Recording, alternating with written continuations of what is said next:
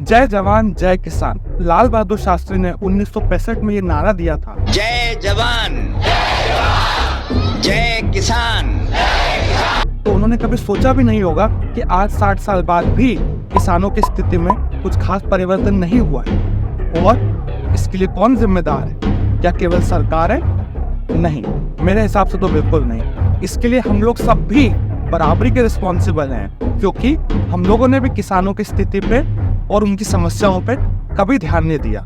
और मैं दावे के साथ कह सकता हूँ कि अभी भी जो किसान आंदोलन चल रहा है, आप में से भी 80% लोगों को उसके बारे में कुछ भी नहीं पता होगा। तो चलिए फिर देर किस बात की, शुरू करते हैं इस बारे में जानना और समझना। इस आंदोलन की शुरुआत होती है 13 फरवरी 2024 को, जबकि सभी किसानों ने अपनी डिमांड सेंट्रल गवर्नमेंट के सामने रखने के लिए दिल्ली तक की यात्रा शुरू करी। वैसे तो पूरे भारतवर्ष के किसान इसमें आमंत्रित थे, लेकिन मेनली पंजाब और हरियाणा के किसान हैं, वो इस मूवमेंट को आगे ले जा रहे हैं। इस आंदोलन को मेनली 2 ऑर्गेनाइजेशंस लीड कर रही हैं। उनका नाम है किसान मजदूर मोर्चा और संयुक्त किसान मोर्चा। आइए तो फिर गौर फरमाते हैं कि इस किसान आंदोलन में बेसिकली किसानों की मांगे है क्या।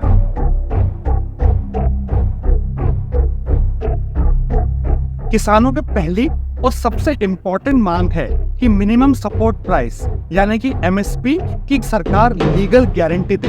अब सबसे पहले ये समझना जरूरी है कि मिनिमम सपोर्ट प्राइस है क्या चीज। जैसे कि मान लीजिए अगर किसानों का प्रोडक्ट मार्केट में बिक जाता है, ओपन मार्केट में, तब तो ठीक है, लेकिन अगर वो प्रोडक्ट मार्केट में नहीं बिकता है तो एटलीस्ट सरकार इस बात की गारंटी दे कि हाँ, हम कम से कम इस दाम पे आपसे ये प्रोडक्ट खरीद लेंगे। इससे फायदा क्या होगा?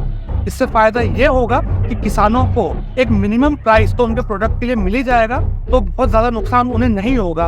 अगर उनका प्रोडक्ट बहुत अच्छा नहीं आया तो किसानों की दूसरी डिमांड ये है कि स्वामीनाथन कमीशन की रिकमेंडेशन के अनुसार किसानों का कर्ज माफ किया जाए।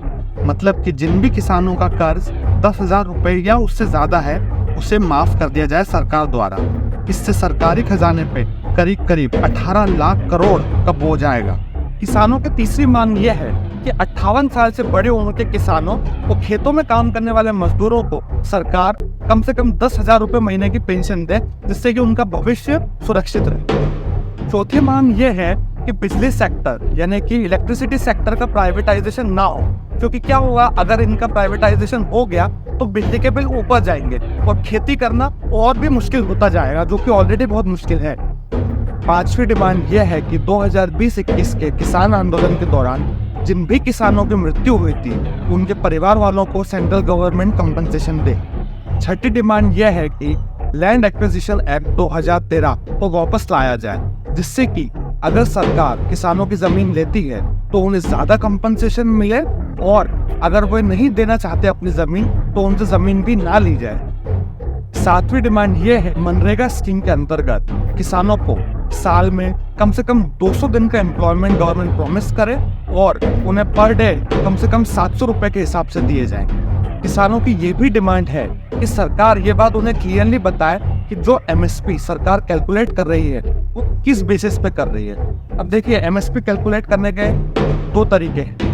पहला ये है कि जो रॉ मटेरियल्स किसानों को लगते हैं, जैसे कि बीज, इक्विपमेंट्स, इलेक्ट्रिसिटी बिल वगैरह, वो प्लस जो रेंट ऑफ लैंड, मतलब जो उस जमीन जिस पे उन्होंने खेती करी, अगर वो उसको रेंट पे देते और इनको ऐड कर दिया जाए और उसका 1.5 गुना निकाल दिया जाए। या तो वो तरीका है एमएसपी कैलकुलेट करने का, या फिर दूसरा तरीका ये है कि जो रॉ मटेरियल्स लगते हैं, अगेन जैसे कि बीज, इक्विपमेंट्स वगैरह, प्लस उनके फैमिली लेबर, जो भी फैमिली मेंबर्स लोग इन्वॉल्व हैं, उनका लेबर का अगर प्राइस निकाला जाए, उसको ऐड कर दिया जाए और उसका 1.5 गुना निकाला जाए। वो तो किसान चाहते हैं कि सरकार ये बात क्लियरली स्थापित करे कि इनमें से कौन सा फॉर्मूला यूज करके किसानों के लिए एमएसपी तय किया जाएगा।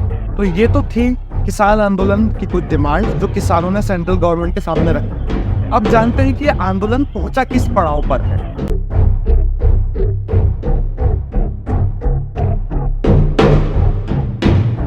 तो देखिए, अभी तक किसान और सरकार के बीच में करीब करीब 4 राउंड की बातचीत हो चुकी है और वो बेनतीजा रही है। मतलब कि जो भी डिमांड किसानों ने रखी है, सरकार ने अभी तक उन पे हामी नहीं भरी है। इनफैक्ट सरकार का स्टैंड बिल्कुल क्लियर है कि सरकार ने कहा है एमएसपी की लीगल गारंटी तो नहीं दे सकते। तो ये था किसान आंदोलन के बारे में कुछ तथ्य। अब आप मुझे कमेंट सेक्शन में कमेंट करके जरूर बताइए, क्या किसानों की डिमांड मानी जानी चाहिए? क्या ये मानना देश के लिए फिजिबल रहेगा? क्या इससे टैक्स पेयर्स पे लोड पड़ेगा? वीडियो को एंड करने से पहले सिर्फ इतना ही कहना चाहूँगा कि यूं ही नहीं मिल जाता दुकान पर आटा, यूं ही नहीं मिल जाता दुकान पर आटा, किसी ने तो चिलचिलाते धूप में गेहूं का काटा। जय हिंद और मिलते हैं नेक्स्ट वीडियो में।